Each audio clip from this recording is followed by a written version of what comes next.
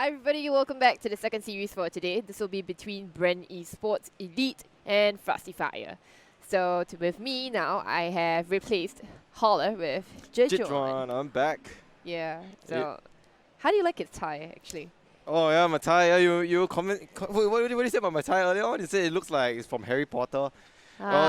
No, what I actually said was that you should not wear ties that make you look like you used to have a teen in your No. age. This gives me a very wizardy vibe, man. This tie is me, man. It just screams me. I'm a guy of magic. I'm pretty sure Legion Commander, if she were here, she would not approve of this. Oh come on, man. No. She would not approve of that. Come on, don't bring Elsie into this. Okay, that aside, we're going to be seeing a very exciting game between Bren and Frosty Fire. Yeah. One of these teams will be eliminated, and the next one will progress and fight against Asterix for that place in the grand finals. So the loser of this particular series will unfortunately be eliminated, and that will be the end of the tournament life. So Bren as well as Frosty Fire here, they are fighting for their lives. And yeah, this is going to be a look at that, Bren Esports. Okay. With that said, let's move on to the draft. I want to go into the draft right now. Sorry, because I just saw something really, very, very interesting. And in this interesting draft, can we go into the draft, please? Yes, because look at that, Bren Esports. They want to win this. They're here to win this. They open with a Morphling Earthshaker. Here we go again. It's classic combination between the most broken, or arguably the most broken one. I'm thinking, yeah. But wow. Okay, so at the same time, they do ban out the Our Devour on Frosty Fire instead of picking it up. Interesting here against a Morphling. I guess they don't really want to open it with those kind of heavy right-click damage. I mean, OD does fare really well against OD is sort of like a slight counter to Morphling. Yeah, it's a huge counter to Morphling. Okay, it's a huge counter to Morphling. Yeah, because of the low intel, his Sanity Eclipse will be able to nuke down this Morphling easily. Yeah, so that's so funny that actually Frosty Fire, they don't pick it up for themselves. No, but it's okay. I mean, remember, based on the previous games on Frosty Fire, they used to pick up a lot of very interesting heroes.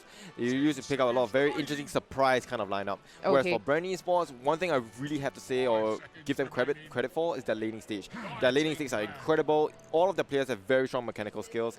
However, we brought up the issue about them. Even though they have strong laning phase, they have strong teamfight potential, they always struggle when it comes to the high ground push. So I always wonder if Bren Esports will be able to tackle this obstacle that they have about pushing high ground. So maybe could it be a draft issue in the sense that, let's say, if I have difficulties going up high ground, maybe I just get heroes that can easily go up to high ground, isn't it? Yeah, that would be a good one. And Abaddon's going to be picked up. Abaddon pick here, so they've got a lot of, basically, they seem to be throwing everything into the Morphling basket here. Yeah, that's right. They want to secure this Morphling a very easy lane. However, it could still be an Abaddon position 3. Position 3 Abaddon is still quite viable. We've seen Battlebang play an incredible Abaddon yesterday. But on the side of Frosty Fire, what kind of heroes would they be able to see? They do pick up the Rubik.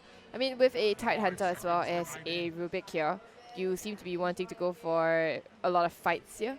There's strong team fight potential. Yeah, strong team fight for sure. But one thing they definitely have to watch out for is not to give this Morphling the space. So in that sense, they definitely need to secure their lanes, much stronger lanes, and at the same time being able to invade into the enemy jungle.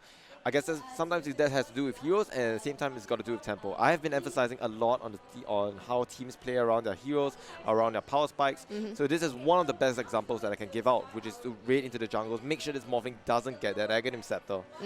Okay, so but then the thing is, right, like when you have this Tide Hunter here, you have this very long cooldown stun, and an even longer cooldown stun, honestly, in the form of the Warlock here. And that wouldn't be... it's not very good to play around because it means that your tempo is a lot slower. Yes, but then one thing I have to point out about this Warlock pick is, okay, sure, maybe I got to give credit for this pick because I've seen it before. One of the most classic counters for Morphling Earthshaker is actually that Warlock. Because when you get, it's really that strong. Because of your ultimate, that huge stun pierces through BKB, it's completely team fight. The whole lineup of Frosty Fire right now, it just basically screams team fight. Yeah, they want to take those fights, make sure they catch out the Morphling. Because once Morphling is out, there's completely no more damage. There's no more individual damage, there's control, but the team lacks damage. So I guess you can see this focus is really goes down onto the team fights. I was just talking about how Ember Spirits were generally never picked up, right? And then now we're going to get to see an Ember Spirit. I'm thinking this is a... It's going to be a mid-Ember Spirit. I think it's going to be a mid-Ember Spirit. It could be mid-Morphling and safe lane Ember as well, you know. So they are kind of flexible that way. Let's see whether Gil or Jaina, who wants to play the... I think Jaina, is she I think a Jaina might Morphling go for the player? Ember. I think Jaina's an Ember player, yeah. So think she might Jaina go for might go mid Ember instead. So then if you've got a safe lane Morphling, right? The safe lane Morphling get pressured by a offlane. Sorry, did they get pressured by offlane Tidehunter? Yeah, I think it does get pressured quite a bit. It's gonna be a pretty tricky one. But then if you do pick up Tidehunter to Ember Spirit, there's no way for Tide to be able to break down the what's the third skill called? Fatal. Sorry. Flame Guard. Yeah, Flame Guard. Yeah. There's Flame no way. They lack magical damage to be able to proc off the Flame Guard. There's just like Fate Bolt. I think it still depends. They want to see what kind of mid hero that Frosty Fire will actually pick up to choose which carry they want to play down into the mid lane. Right. Okay. So Sven is not a very common carry right now, isn't it? I think Sven's okay. Yeah, it's still pretty strong. I think it's still strong. It's still strong. Alright. I mean, he farms well. He's generally quite an all-rounder hero. It's quite a pain in the ass to actually deal with because it's one of those rare heroes, or like, it's basically one of those carries that disappear into the jungle with a Midas, comes out with a Daedalus, and just one-shots the entire team. And like I said, it's all about teamfight orientation. The thing about Frosty Fire is, okay, they lack one factor that they really lack is invading into the jungle. They don't really have supports that can exactly gank very well. They don't have like heroes like Bounty Hunter, Trend Protector that can really make jungle heroes a pain in the ass. But they do have team fights, and that one I have to give it to them. It's really, really strong. It's very scary to deal with. It's very scary. Yeah. For Bren, they do have some saves. They do have the Echo Slam to watch out for. They do have a really tanky Abaddon, but what they're missing is a huge counter initiation. Maybe the Echo Slam is enough, but check it out. You're talking about Sven and Tidehunter. These two heroes, it's so tanky. The Echo Slam, maybe it's just a minor stun, but I don't think the damage will do that much.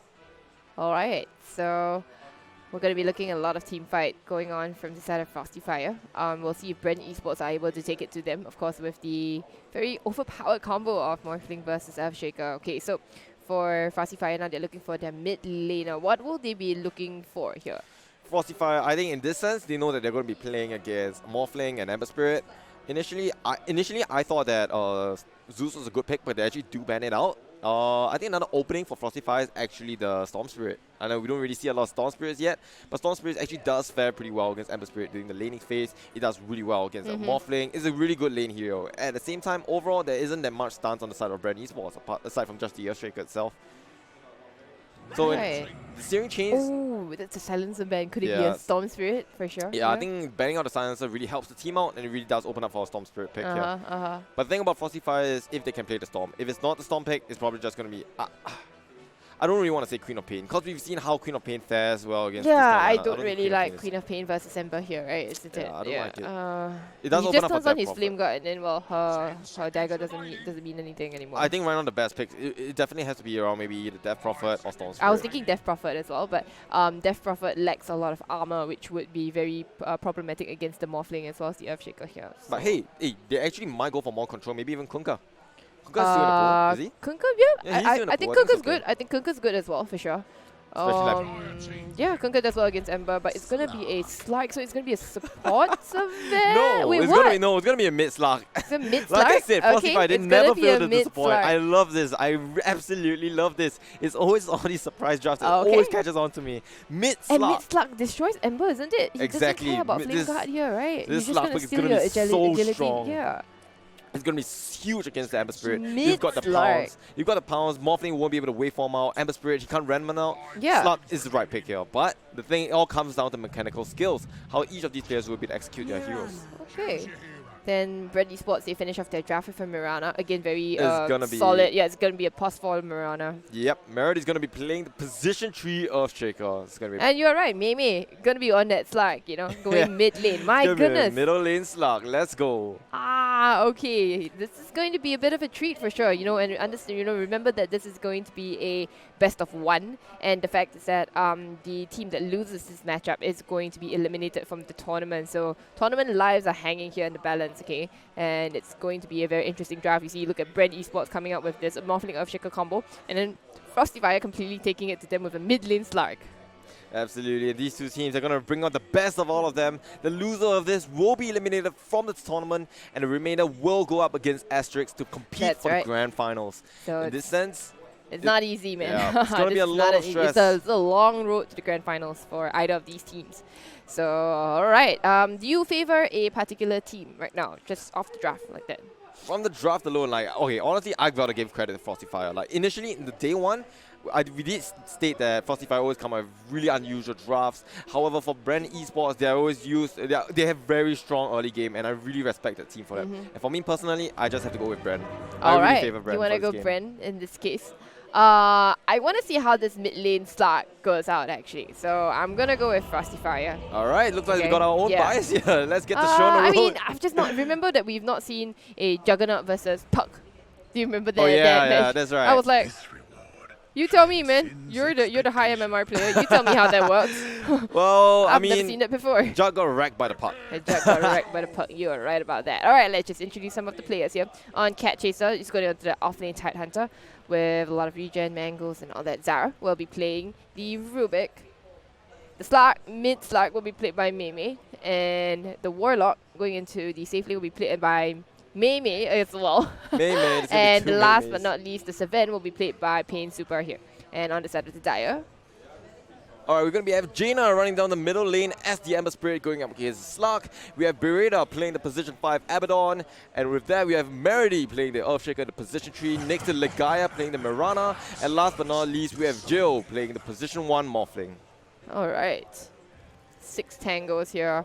Lots of IO branches and slippers of agility. I mean, it's all about sustain. You got to live through the laning stage. We've seen how Morphlings play. I think Pacific Pink did it before, where the Morphling had a really tough laning stage. It was super hard for her. She got a Morbid Mask, she went to the jungle and just completely dumpstered everyone from that recovery stage. Opposed from that recovery stage. With that said, it looks like it's going to be the bottom lane. There's going to be some setups coming out. Legaia trying to get into position for that arrow. Picking up that Orb of Venom instead of a Basilius. So unusual, right? I mean, I will favor it. So Zara getting hit a lot, but knows that maybe there is no Darcy on Abaddon. The rune does go the way of Bren. Gil with the quick fingers. So it's going to be 3 apiece. Yeah, 3 for Bren. That's right. 3 for Bren, 1 for Cat Chaser. Now Mirana, Orb of Venom. So this item, right, it's the only item in the game that doesn't build into something else. Yeah, but then again, it's all these small little items that makes the lane so much harder. Like for me personally, I hate it when the enemies always build an Orb of Venom. That reduction in movement speed is just so annoying. Not to mention it does damage over time. It's so... I don't know, it just triggers me. It's just an item just to trigger me. It's just like Bounty after stealing your gold. It just tilts you. Got your wallet. It's just something that tilts you. Got your wallet. But then again, not going for the Basilius really doesn't strengthen up the lane. I always favor the Basilius because of that 8 damage, so your right clicks are harder. At the same time, it gives off that passive aura to heroes, so that the offlane can always throw out those spells. Armor is always nice, right? So look, the guy's going to be trying for a arrow in the mid lane on that Slark.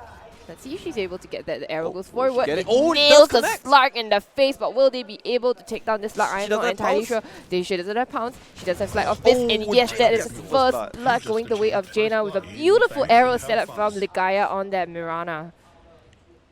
Well done by the Mirana, actually sneaking behind the tower, securing that arrow, securing Ember Spirit that early game advantage. Understanding that Slark's really going to be really hard on her, they're just going to give her a slight bit of a head start. So now Earthshaker taking a lot of damage just throughout the fissure. She does have a salve here, but I'm not sure whether she will tick down to Shadow or it will be close. Yeah, she pops the mango and the salve and she'll be fine. Top lane, and Cat Chaser is chasing down. Is chasing, well, Gil, who's not really a cat, but he'll be contesting this pool here. And Morphling, well...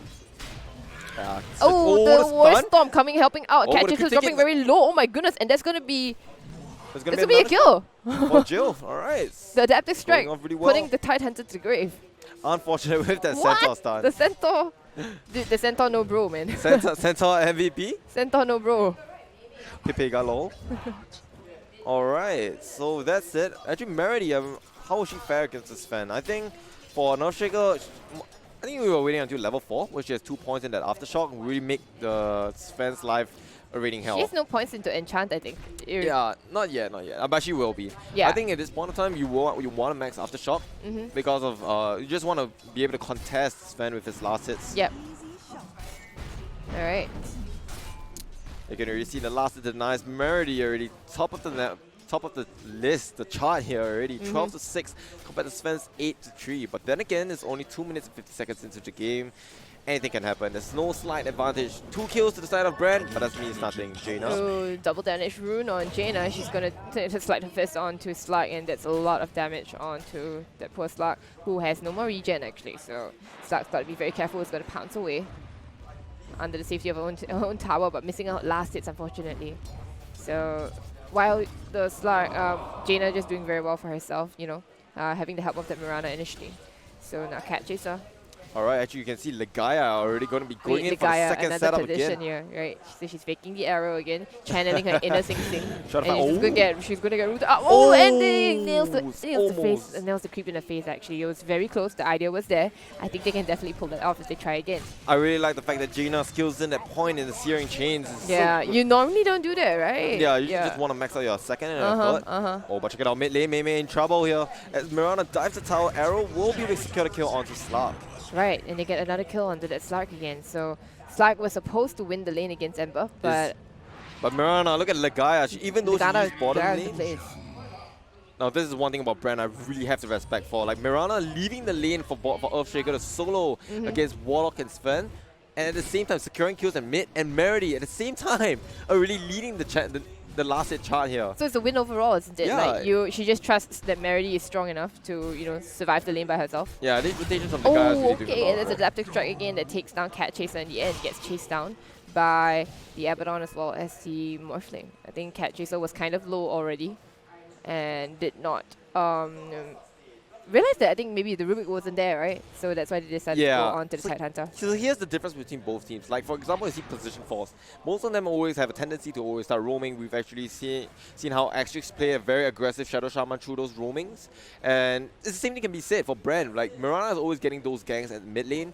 But then when Rubik tries to move the lane, Tidehunter dies. So that's the difficult part about being off lane. When your support is gone, you gotta make sure you're safe. You don't die.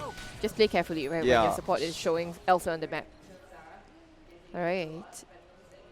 So from that aside, I think Bren Esports, the strategy is still in mind. They want to get secured this Morphling to farm. Once Morphling has that lead, has that Aghanim, they're just going to go straight in for the kills. But one thing Bren has to watch out for is that team fight. We've talked about the Tidehunter Ravage. We've talked about how strong they are when it comes to team fights. And that could be Bren's weakness. They always have to start snowball. They always snowball. Their playstyle is basically thriving based on that tempo that they can set on that snowball. And if Frosty Fire is able to stop that based on their team fights, it's going to be hard on them. Alright.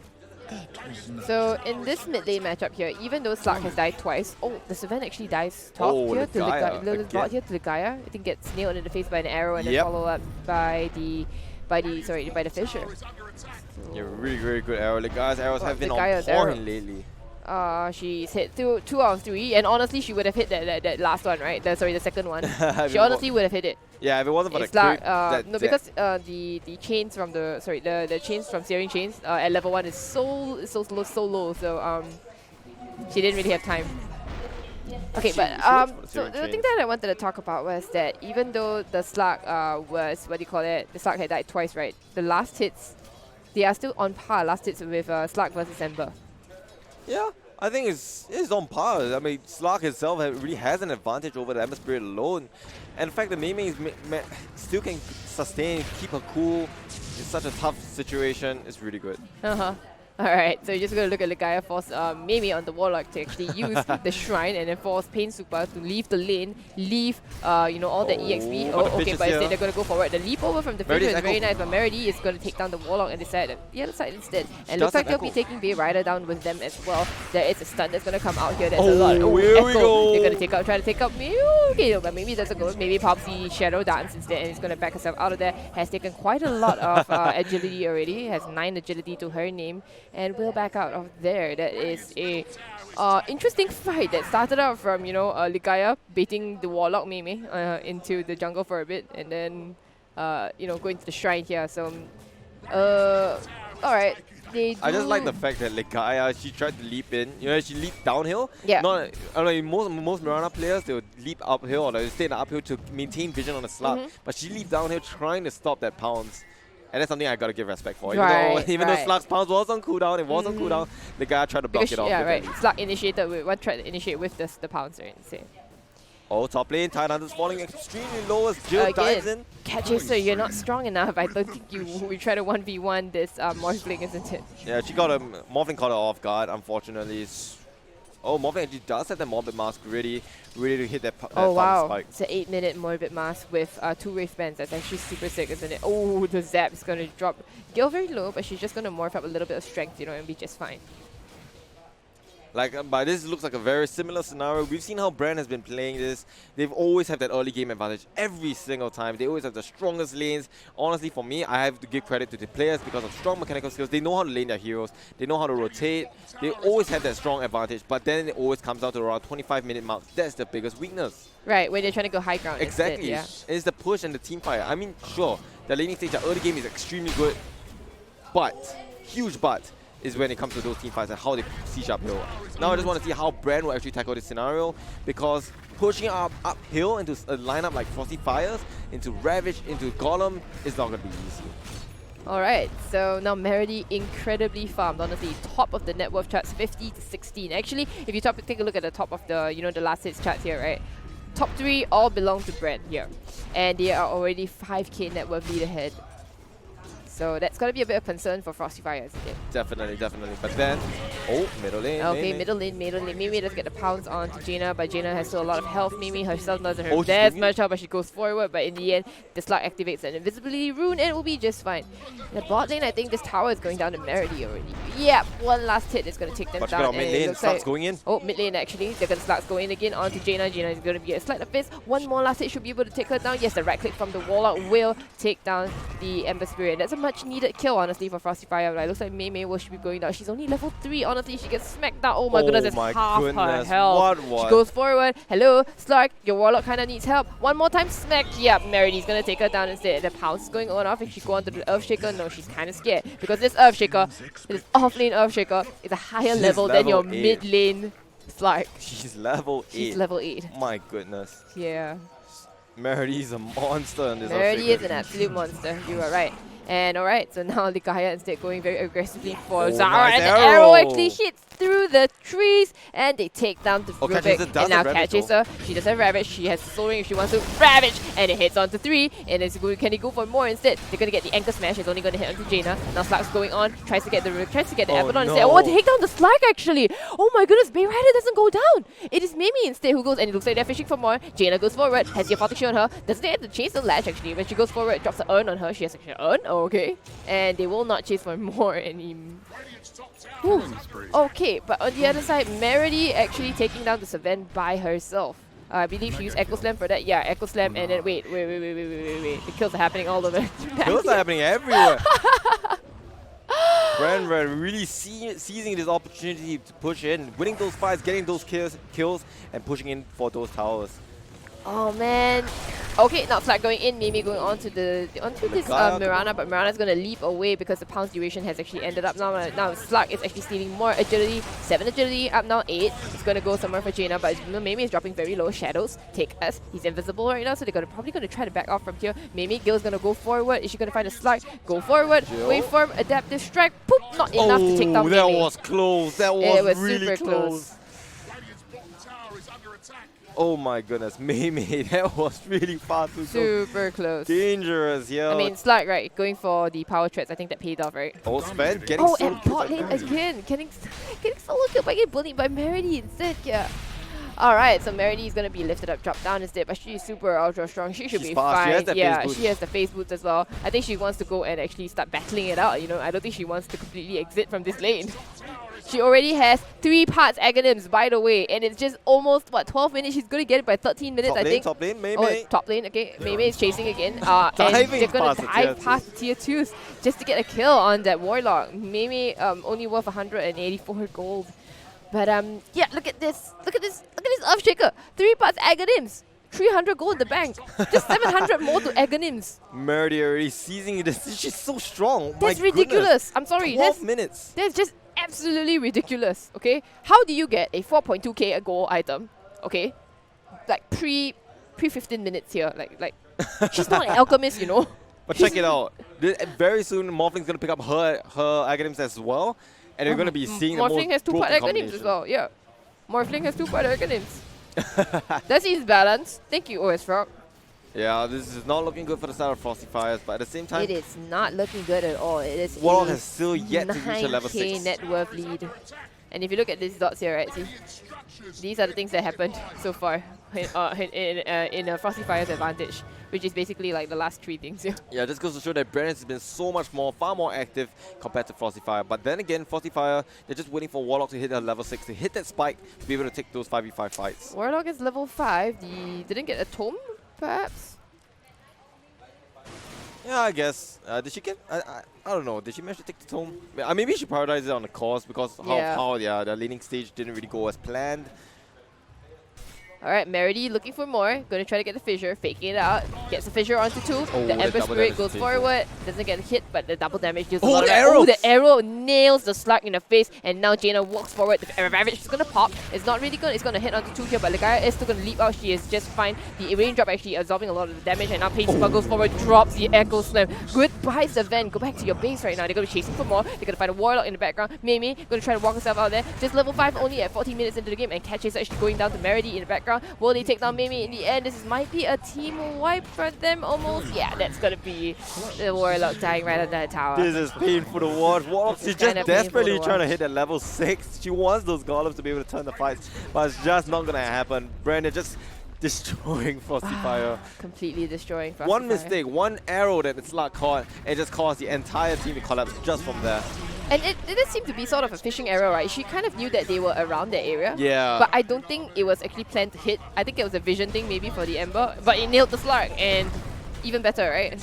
Yeah, and not to mention they expanded the Ravage. This is going to be Bren's Esports for them. It's going to be their cue for them to go take the next fight. Jaina is taking a lot of damage because of Fatal Bonds and all that, but it's not the biggest deal because yeah, you have an Abaddon in the team. Come on, man. 12k, they have 12k net worth lead ahead of kids, so I think you are quite okay taking a little bit of damage. Will they be able to get any more out of this? No, Slug not able to quite get anything. Still going for an Echo Slaver on this Slug. Is that the way to go? Do you want to get drums instead? I thought maybe? drums would have been better. Yeah, drums. Because when you want to fight together as a team, you just want to get the drums. I think then again it goes down to the player's perspective as well. How do you really want to play it out? I guess drums is okay, Echo Slaver is okay, but at this point of time, I don't think that those items will really make that big of a difference. But check it out, Meredy, she has that Aghanims. Yep, Morphling, she has hers. Oh. Alright. So they basically were completely unsuccessful in stopping them from getting the Aghanims, huh? 15 minutes. 15 minutes is insane. Minutes. I was expecting 18. I was expecting 18 to 20, you know, for Aghanims. Like for a real contest kind of thing, 18 to 20. But 15 is ridiculous, honestly. I think, in my opinion, I think the picks on the side of 45 were definitely better than last time. For sure. Oh, okay, the Slug is gonna get bullied down by this Morphling, by the Earthshaker as well as the Ember Spirit. So that's just a very sad Slug. No amount of Dark Pack damage or Dispel is gonna really help you. Alright, let's see this Morphling Earthshaker combo in action as they try to defend this top tier tower. Oh my goodness, Rainbow TP's coming up. The Fissure's going to try to block something out. They're going to go instead for Cat Chaser. Cat Chaser just have a Ravage, but explodes before the Ravage. He's able to get off the Major. Maybe let's drop the Rock instead. But now you know everybody doing a double slam dunk together, and they're going to take down the Warlock as well. I think you're not playing with the ultimates at all. Like, for example, when you have your Golem up, you have your Ravage up, you should attempt for a smoke play, maybe. I understand that even though your team is really weak now, you really got to attempt those catch fights. Like, for example, you catch someone off guard and just pick them off from there. Because that's what Bren is doing. They're always catching those heroes that are completely out of position, completely at the other end of the map, catch those heroes and then move on. That's how Bren is able to take the lead from these team fights so well compared to Frosty Fire. Okay, so I mean, I guess they had the idea that they wanted to go to the tier 1 to take some tower and you know, some map control off the map, and they wanted to go with their big ults, right? But then the thing is that the Tidehunter was caught out of position and busted down completely before chain stun down, okay? And yeah, basically, even though the Rock kind of interrupted that attempt, I think the Rock was a little bit too late. Yeah, I think at this point, that's why I said at this point of time, they really need to start to group up. They need to play according to what their draft is. You need to play to the advantage of the draft. You know you have big team fight, right? Yeah, you know you have team fight potential. Your team fight is really strong. You know you're at a disadvantage as of now. But if you try for those smoke plays, trying to catch those heroes, stray heroes basically. Because look at Bren. Look at where they're standing now. It's not like they're all sticking as 5. They're all just as split up. It's just because... Well, they're not sticking as 5 because Morphling and, you know, Earthshaker can make it to like one side of the map in like 5 seconds, you know. Yeah, but I'm saying that if you can commit your outs to catch off these calls, it's definitely going to be an advantage for you. Just take off those small fights. You can't keep going for those big fights now when the enemy team is just already so strong. Right. At least, you know, put your outs on cooldown basically. Alright, so 16k net worth lead for Bren versus Frosty Fire. It's 2-24 2 to bottom 24, lane. That feels bad, man. Okay, bottom lane, they're actually chasing after the Slug again. Meridy's Can they find the Slug? Merity could actually jump forward. She is going for a Solar Crest. It's going to make the Morphling absolutely impossible to take down, honestly. You put it on the Morphling, you put it on the Ember Spirit. There's no way you're taking down these heroes. Nah, I think she's getting the medallion for opponents because of Enchant Totem. If you cast a medallion on on like anyone basically, even Warlock, Rubik, just gonna one-shot them. I think you're gonna one. Oh, that's a feels bad, man. It's gonna be really painful. It's gonna help Morphling as well with the Enchant Totem. It's gonna be insta kill. Alright, so Likaya leading the charge, gonna go forward. They're gonna look for the Slug. They have eyes on the Slug. Yules her up into the arrow. It's perfect. She chains her stuns in. Mimi doesn't have an ult to actually reduce it. Oh my goodness, the Echo Slam is popped as well, but Mimi is able to Dark Pact it off actually. And that is gonna be uncharacteristic thing. Oh, okay, yeah, the teammates come to clear up and they're gonna jump forward, dive past Pain Super. Pain Super looks to be very squishy actually, and that's not a squishy hero. Savan is a strength hero, has some Midas, but that's about it all to her name. And they will be going up to high ground immediately. I like Jill, the fact that she got Aghanim's before she had the plus 20-second morph duration. Her Earthshaker form just lasts. Oh right, it lasts for sure. Yeah, such a short period of time. Yeah. That's why she like dived all the way in and like, wait, wait a minute, what happened to my morph? I'm water again.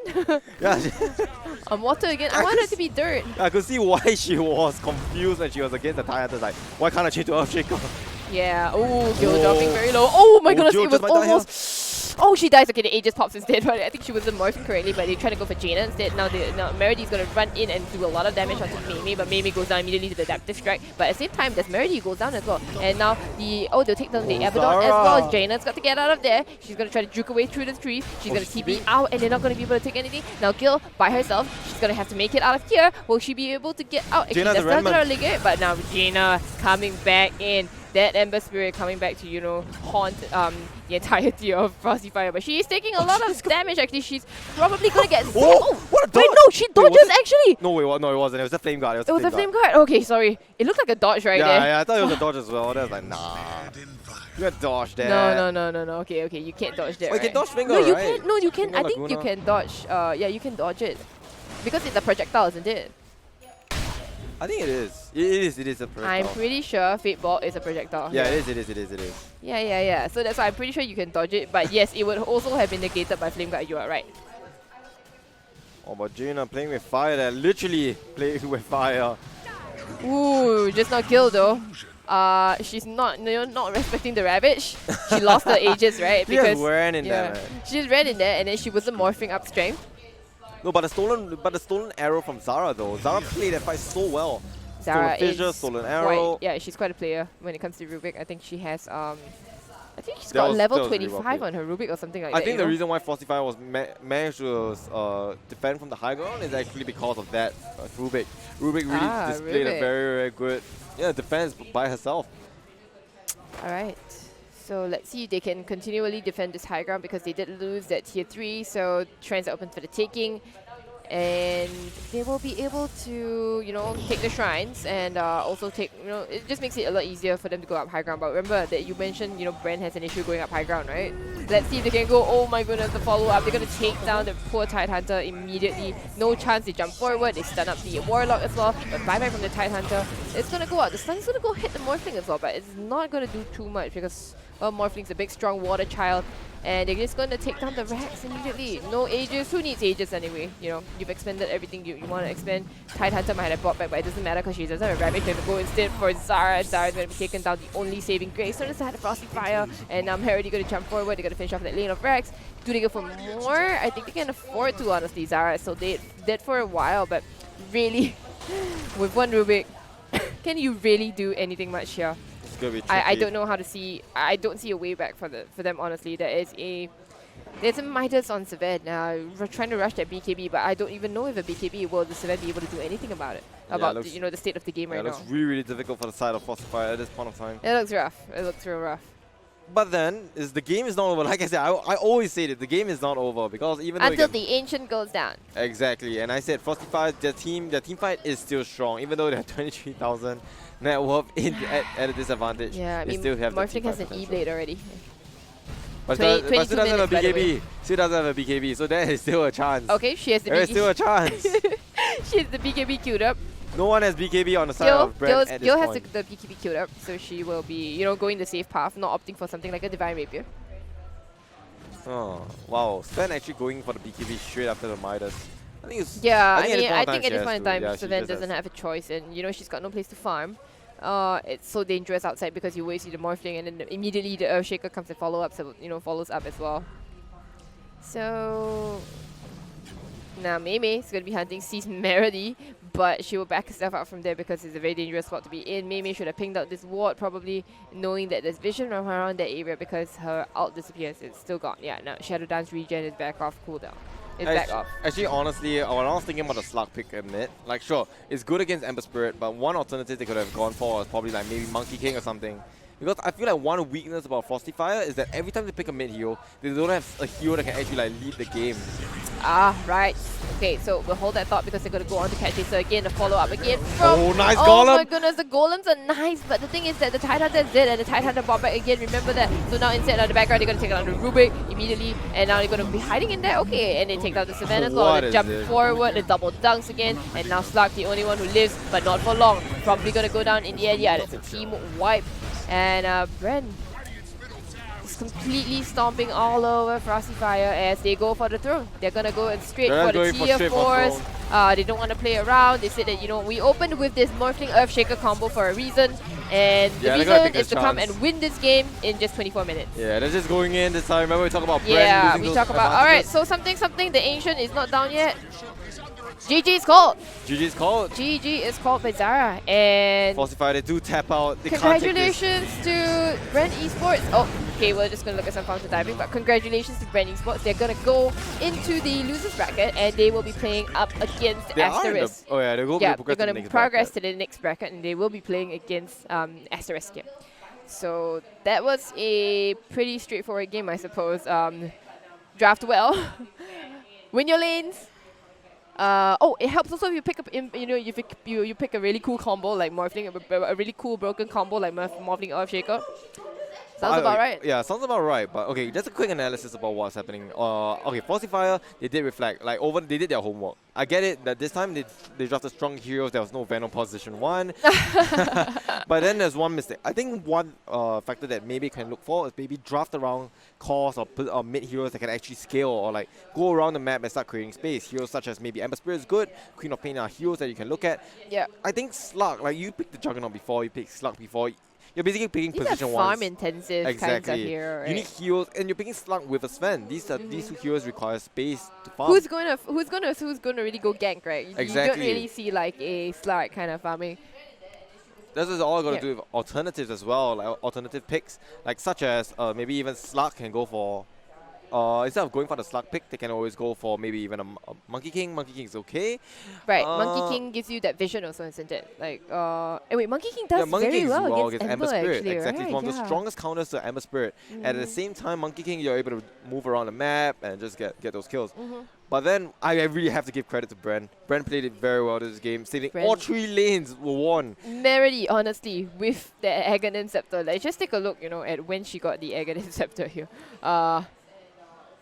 Meredy actually got it at like 1450. 1450. 1450. That's insane. That's really good. Yeah, that's a really fast Aghanim Scepter. That is super fast. But I have to give credit to the support as well. Beretta, she kept the team alive. Ligaya, with those rotations around, I really love the fact that she kind of, I won't exactly say mimic the way how Asterix played it, but Asterix, they have a very strong position 4. This time, Ligaya shows the exact same strength. Roaming around the map, roaming between lanes, making sure each lane wins from there, and playing so well with those arrows. She was the one, she was so instrumental in getting that first blood on the Slark. Exactly. Mid lane there. I just really love the fact how Bren played it. Like, for example, they move Ligaya to the mid lane. She's always in between mid and bottom lane. Yeah. And at the same time, Merity, by herself, alone against Warlock and Sven, was able to secure herself a 15-minute Aghanim. Yeah. 1v2, 15-minute Aghanim. That is extremely amazing. That's a huge loss of Frosty Fire in that lane. Exactly. Sure. And for Cat Chaser, maybe the same thing could happen for Frosty Fire at this time. But I think Cat Chaser, I don't think she performed that well against the Morphling. Like, no, not this time. Normally she has a more stable performance, I feel. But yeah, in this particular case, maybe Tidehunter just wasn't her hero. She kind of ended with a score of, I believe, 0 and 8. That was unfortunate, and I think we only saw something like 1 or 2 Ravagers throughout the entire fight, because thing is that she had getting chain stun down. Both Morphling and the Earthshaker would both jump in, and then they get chain stun to the end of days. It never seemed like Kraken Shell procced ever. Okay, so I think, but personally, I feel that Frosty Fire, they did their homework. They definitely did a lot better than previous games, like the previous game. And that's because of the draft issue. I feel that Frosty Fire, one thing is draft, but today I think it really goes down to mechanical skills. Like, you can tell that some of these players, the players from Bren, they definitely play a lot better than Frosty Fire in this sense. And one thing I need to point out is also understand your draft. Like, when you pick team fighting heroes, you don't want to like split push and just keep going. Like, I understand the importance of split pushing, but when you have your outs up, when you think you can fight, your draft, right? Exactly. So you want to stick together, get the smoke off, get those kills. Team fights, you want to take them, win them. That's how Frosty Fire should come back. Yep. But I always see them trying to go for those split push, and then always getting caught out by Ember Spirit and Morphling. Okay. All right. So. Alright, so what do you think Bren Esports, so they're going to be going up against Asterisk, right? And that's going to be quite a formidable opponent, right? Exactly. Okay, they only just lost their first game today to Pacific Pink, alright? So what can Bren do then to sustain themselves against Asterisk? Okay, so for Asterisk, I understand that this is one of the hardest teams, I must say, to draft against, because they have a huge variety of hero pools. They have a huge hero pool. They have a lot of things they can do to turn you around. But one thing I really got to respect Asterisk for is those high ground defense. Asterisk is one of those teams that can really group up extremely fast, find the opponent's weakness, and always drag them down. That's one thing about Asterisk I really like. They know where the opponent's weakness lies. And for Bren, they know that Bren's weakness comes when doing that high ground push. But one aspect I have to give to Bren is that Bren's early game is always stronger than Asterisk. I think when it comes to laning stage, Bren will take it for sure. But for Asterisk, I think it's going to be a tough opponent for them. It's hard to draft against them. It's going to be very difficult for them to take those team fights. Asterisk is known for their team fight. Asterisk's team fight is just really remarkable. But for Bren, it's based on their snowball. If Asterisk is able to stop Bren from their snowball, it's going to be difficult for them. But for Bren, I think at this point of time, I can't really pinpoint an exact strategy to counter Asterisk. But I just gotta say, just keep your cool, play your comfortable heroes, and just rinse and repeat. You've done it for Frosty Fire, just take the lead. Once you get the lead, take the lead and just go in for the kill. So maybe they just want to go strong lanes, easy high ground. And snowball from there on. Yeah, and then snowball. Okay. Alright, so that would be wise words from Jitjuan over here. And of course my name is Ashley, so you can find me, Ashley Rita Wong on social media if you want to find anything, if you Our names are below. want to flame, or you can flame him too. But of course, this entire tournament, it's held at Bounty Arena, and it would not be possible without the help of our lovely sponsors, Dreamcore, Super Solid, Bounty Arena. Bounty Arena, of course, being this place that we're at right now. We've got Elgato, who sponsored our hardware as well, Yahoo TV, Overdrive, and Aftershock. These are wonderful, wonderful sponsors. Of course, we've also got this lucky draw sort of thing happening right now. It's basically if you entered in the lucky draw, you get a chance to win tickets to One Esports, and that includes accommodation. Includes flight tickets as well as tickets to One Esports here in Singapore in December. So you want to check that out on the Facebook page for more details. And yes, we will yet again, I think just before the grand finals, we'll tell you guys again, remind you, because it's just for today only. Okay. Yep, we will be here. We're over going to be here at Bounty Arena. The closest MRT station is actually 1 North. That's right. So do drop by, say hi to us. Come and say hi. Watch some of your favorite teams. We're literally sitting right at the front of the arena here, so it's impossible not to spot us. So let's go. I think now we're going to be having an interview with Mary. So we're heading to the interview with Gil, I think, actually. Gil from Bren? That's Merity. Is that Merity? That's Merity from Bren. That's Merity. Okay. I think we'll be passing over to Shufei. All right. We're going to pass it over to Shufei. Okay, guys. Hi. Hello. Hi, everyone. So I'm here with Merity from Bren Esports.Elite. Congratulations on winning your first game of the day. So how does it feel like playing on the stage today, since the last match was a best of 1 and it was also an elimination match? felt like we need to give our best because if we do not give our best, we will get eliminated. And we came here for a reason, so that's why we did the ES Morph, and we really try hard. Okay, so you guys are one best of 3 game away from entering the grand finals. So how do you think your team will do against Asterisk? I think it's a pretty tricky question because both teams are equally good. So I think it all comes down to the execution, and whichever team has more patience. Okay, so I was just on the stream just now and I realized that Bren Esports.Elite has a lot of supporters on there. So do you have anything that you want to say to your fans? I don't know how to say we love you in Tagalog. So I'll just say thank you for your support. Bren Esports fighting. All right, thank you so much, Meredy. Okay, so just to remind you guys, we are actually having a giveaway for the One Esports Dota 2 Singapore World Pro Tour Invitational in December 20th to 22nd. So if you guys want to register for the giveaway, you can proceed to do so over there. There is a laptop for you to register your name. If you don't see the laptop, you can also ask the people over there. They will actually guide you. So yeah, the winner will be announced on their Facebook page, all right? So if you want to see Team Liquid, EG, PSG LGD, Alliance, etc., you can actually do so at the event. All right, so FSL Elite is brought to you by Bounty Arena, Dreamcore, and Super Solid. So we're going to start our semifinals in a bit, but before that, we're going to take a short break.